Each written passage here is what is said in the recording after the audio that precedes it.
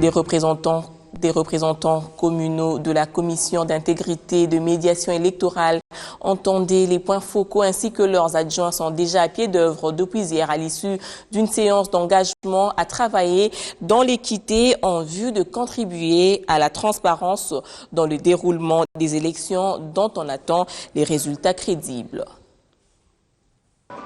Ils tiendront promesse dans la prévention, gestion et résolution des conflits électoraux.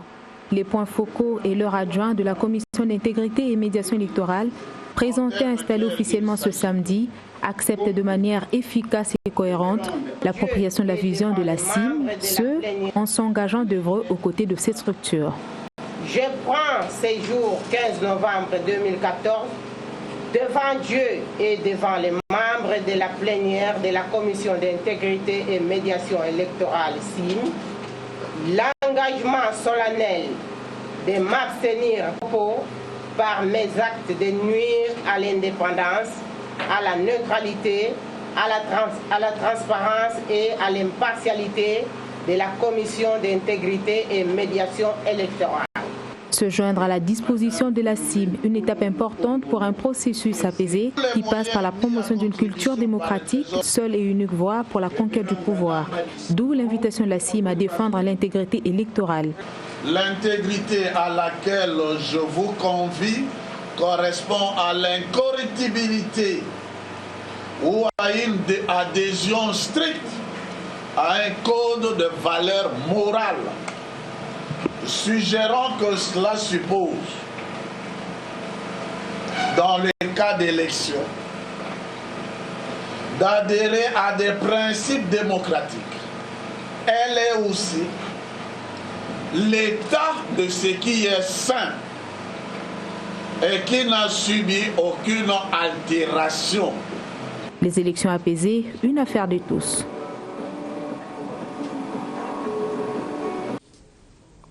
Le pays va ainsi s'investir dans les préparatifs électoraux, débarrassé du poids de la maladie à virus Ebola, déclarée hier éradiquée à Djera, dans le territoire de Boendé, en province de l'Équateur, épicentre où avait été contenue l'épidémie. Mais seulement le ministre de la Santé met en garde contre tout triomphalisme, étant donné la nature de l'écosystème congolais. L'observance des règles d'hygiène doit donc se poursuivre. Patricia Panzo. C'en est fini avec le cauchemar d'Ebola en République démocratique du Congo. Assurance du ministre de la Santé publique qui a déclaré ce 15 novembre la fin de cette épidémie qui sévissait à Djera, dans les territoires de Boendé, en province de l'Équateur. Sur ce total de 66 cas enregistrés, on a noté 49 décès, dont 28 probables et 21 confirmés. La République démocratique du Congo a notifié 8 décès parmi le personnel médical. Depuis le 4 octobre 2014, aucun nouveau cas confirmé de la maladie à virus Ebola n'a été enregistré dans le territoire de Boendé, soit à ce jour 42 jours de recherche active de cas, 42 jours de surveillance intense et 42 jours de sensibilisation des communautés. De ce fait, et comme l'exige le règlement sanitaire international, le gouvernement de la République démocratique du Congo déclare ce 15 novembre 2014 la fin de l'épidémie de la maladie à virus Ebola. Éradication de l'épidémie certes, mais l'écosystème congolais invite à la prudence et au respect strict des règles d'hygiène. Quant à l'activité de chasse à l'Équateur, elle devrait officiellement reprendre. Nous avions dit que c'était une interdiction temporaire, mais comme la chasse a été interdite par un arrêté du gouverneur de province de l'Équateur, le gouverneur intérimaire, ce sera aussi par arrêté que cette mesure sera levée. Je l'ai dit et je l'ai toujours dit que tant que persistera la forêt, Ebola sera toujours à nos trousses. Le message le plus important En fait, au-delà de cette interdiction, c'est le fait qu'on ne doit pas toucher à un animal trouvé mort dans la forêt et qu'on ne doit pas consommer la viande d'un animal mort. La RDC a vaincu pour la 7e fois le virus Ebola sur son territoire, une réussite fruit des efforts conjugués par le gouvernement et ses multiples partenaires. Cette épidémie a été maîtrisée au niveau de son épicentre. Le dernier cas confirmé remonte au 4 octobre dernier et sur un total de 66 cas, dont 28 cas probables et 38 cas confirmés positifs, on note 17 patients guéris. Du ministre Félix Kabange-Numbi à son collègue de l'Emploi, Travail et Prévoyance sociale, Modeste Bati-Lukwebo a mis fin au service des 49 maisons de placement accusées d'outrepasser leur cahier de charges. Elles exerçaient selon la hiérarchie en dehors de la loi. Suivez. 49 maisons des services privés des placements sanctionnées sur une 60aine répertoriées à l'Office national de l'emploi. Des enquêtes menées prouvent que ces maisons des services privés des placements fonctionnaient dans l'illégalité et au mépris des textes légaux de la législation congolaise. Depuis 2 ans, nous avons tenu des réunions. Nous avons tenu une table ronde qui réunissait toutes les parties et tous les services de placement. Nous avons envoyé des communiqués, mais rien n'y fait. Il subsiste quand même un grand nombre de maisons de placement qui ne se conforment pas à la loi et à la réglementation. Nous ne pouvons pas continuellement attendre que les avantages qui doivent revenir aux travailleurs qui apportent une main importante en tant que facteur de production, que ceux-ci puissent continuer à être pratiquement la risée des employeurs qui ne voient que leurs avantages.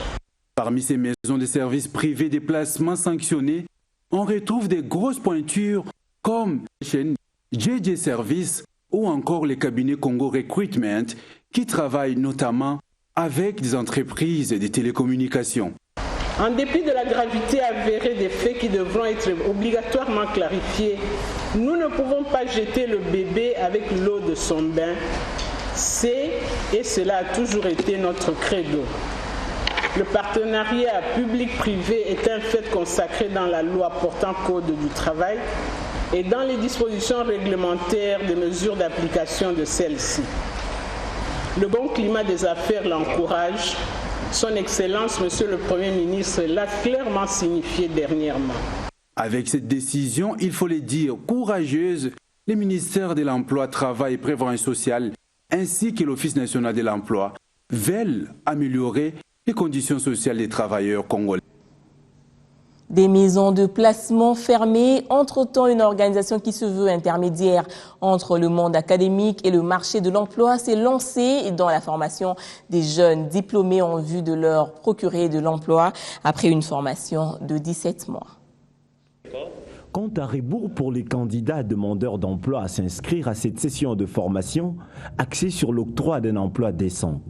Les inscriptions seront organisées du 17 au 19 décembre prochain. Cet atelier de renforcement des capacités vise à aider les jeunes désireux d'obtenir un emploi répondant à leurs attentes. Le cours que nous donnons, c'est un peu un complément à nos études universitaires. Nos universités nous ont appris, nous ont donné des diplômes, mais ne nous ont pas appris à trouver de l'emploi. Nous allons apprendre aux gens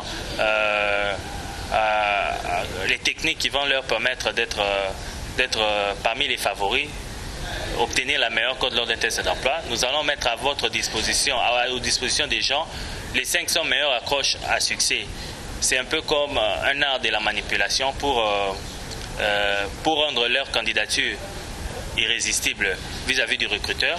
C'est au total 30 personnes seulement qui seront admises après avoir rempli toutes les formalités requises, moyennant le paiement de la somme de 452 910 francs congolais, soit $500 américains. Dans le montant fixé n'est pas discriminatoire, vu le contenu de la matière, vu la consistance de la matière, vu l'efficacité. Comment, si par exemple vous avez l'opportunité de trouver un emploi qui va vous rémunérer à la hauteur de plusieurs kilos, et on vous dit d'investir, c'est un petit investissement qu'il faille faire.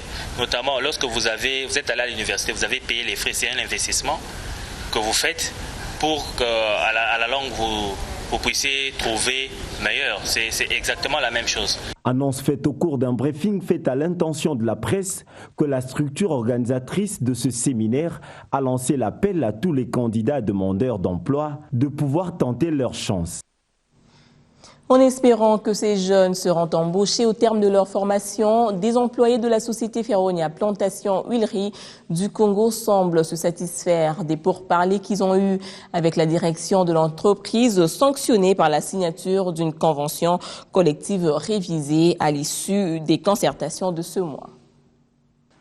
C'est fait et le geste traduit la volonté de l'intersyndicale de la société Feronia PHC d'évoluer sur de bonnes bases. Un acte qui devra assurer la paix sociale par l'amélioration des conditions socio-professionnelles des travailleurs et par une meilleure rentabilité à l'entreprise. Une fin de pourparlers sanctionnée par une déclaration conjointe qui ouvre la voie à une nouvelle convention collective. Nous constatons avec joie également que la recherche des bien-être commun a été l'essentiel de nos discussions. De nombreux progrès ont été réalisés par Feronia depuis l'acquisition de PHC en 2009. Je suis très contente pour tout ce qui a été fait et réalisé. Maintenant, on peut prétendre à de bonnes choses. 17 femmes.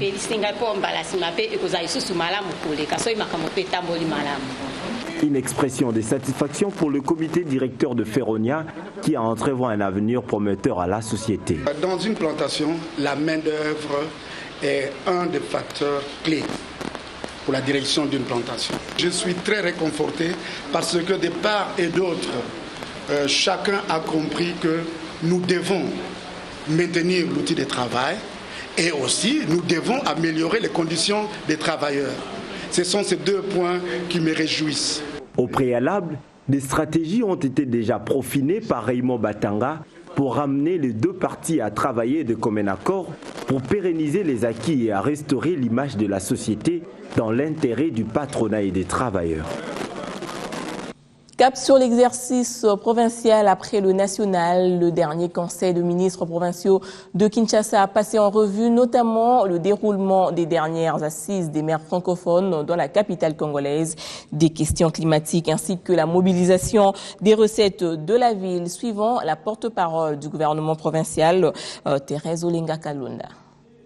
Les conseils se félicitent du bon déroulement à Kinshasa du 3 au 7 novembre dernier des travaux de la 34e Assemblée générale de l'Association internationale des maires francophones, AIMF en sigle.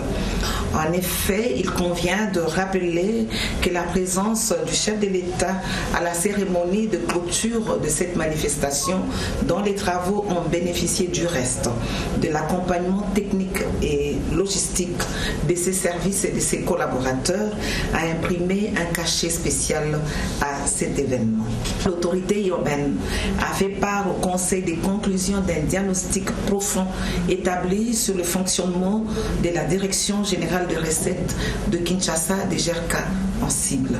En effet, il convient de relever que pour des raisons diverses, ce précieux instrument mis en place pour maximiser les recettes de la ville a connu des difficultés d'ordre fonctionnel, ce qui a conduit à l'élaboration d'un plan de redressement en cours devant être soutenu par un effort collectif. Pour ce faire, chaque ministre a été appelé à s'investir personnellement dans l'accroissement des recettes en mettant en place des mécanismes de gouvernance susceptibles de freiner le coulage de recettes et d'assurer un suivi efficient du circuit des imprimés de valeur. Dans la même optique, et après la présentation des axes de mise en œuvre du certificat de paiement informatisé, CPI en sigle, le Conseil a donné son aval pour sa mise en service, laquelle est subordonnée à la démonstration des applications y afférentes par l'opérateur prestataire retenu.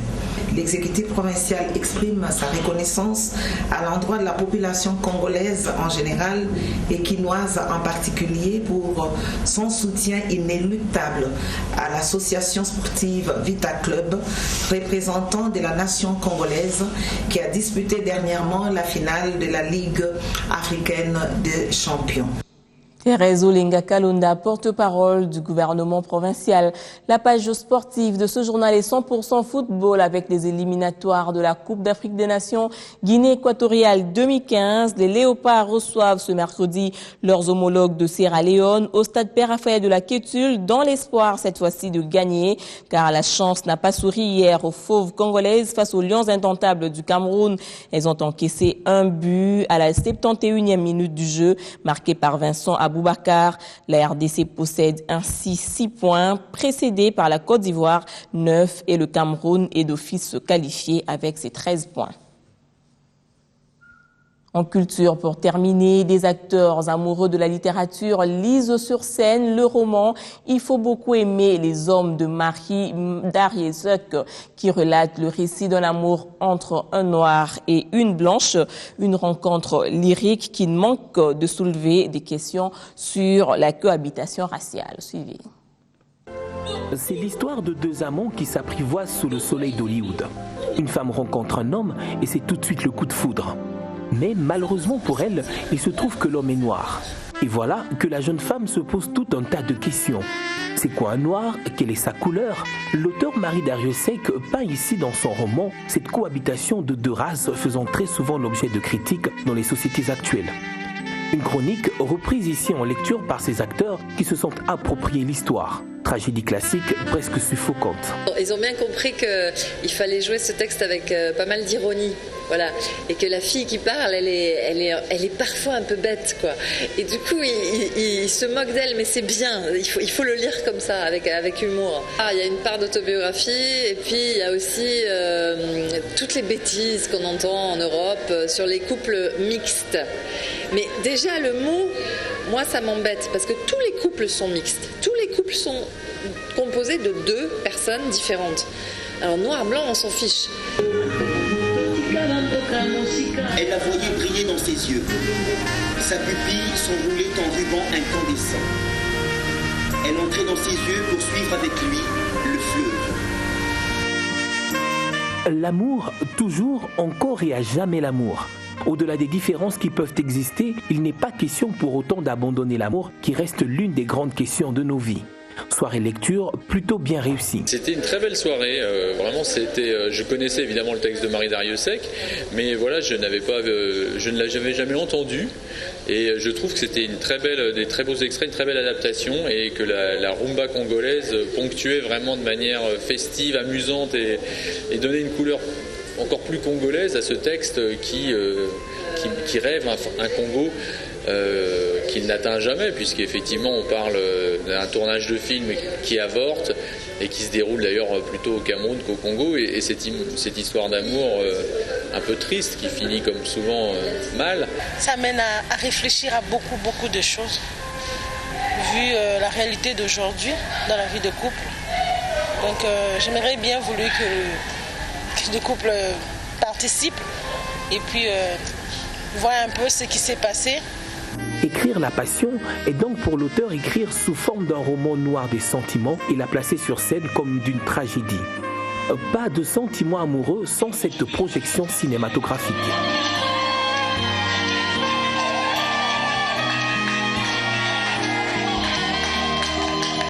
Un reportage de Bibiche Kingombe rendu par Steve Mboui. Fin de ce journal. Merci de rester branchés au 141 sur le bouquet Canal 7. Bon dimanche à tous.